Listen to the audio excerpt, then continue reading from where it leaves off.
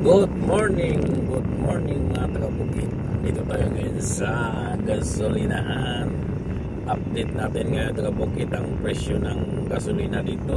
Nasa 1.95 ang premium. Ang super dito nasa 2. So medyo tumaas na yung ano dito taga-Bukid. Tumaas na yung presyo ng pan dito. Mas mataas pa dyan sa atin kasi dyan sa atin mikos-mikos dyan sa atin mga taga-Bukid. Talagang minikos-mikos nila yan, minamagic-magic nila dyan yung ano natin, presyo ng mga bilihin, ng presyo ng pang-tobel sa sasakyan natin. Dito tumaas na rin, pero dito taga-Bukid kahit mataas yung ano nito, tumaas ang presyo nito, talagang sulit na sulit dahil pure talaga ang ano nito, wala kang masabi. Alam mo nga tubig kung walang amoy baka mainom mo pa kung ilagay mo sa buti. So nagpupultang tayo taga-Bukid dahil pupunta tayo ng malayo pupunta natin. Ito naman taga-Bukid walang problema dahil ano tayo online.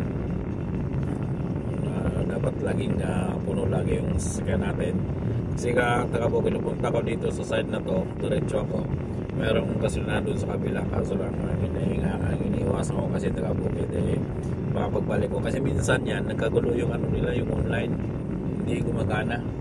So mas maganda kung hindi tayo masyadong magkumpiyansa baka maipit tayo. Online naman to, full tank taga-Bukid. Kanina 2 buhit na lang ang buwan natira, so ngayon ang full tank tayo, so umabot na mga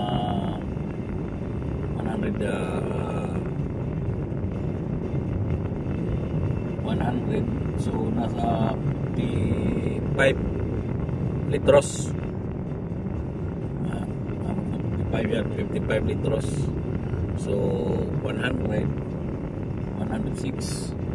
So full tank to. Pupunta tayo tapos ngayon alas 12 na, hanap tayo ng makainan dito taga-Bukid. Full tank. Dito na taga-Bukid, larga pula na, wala nang intro.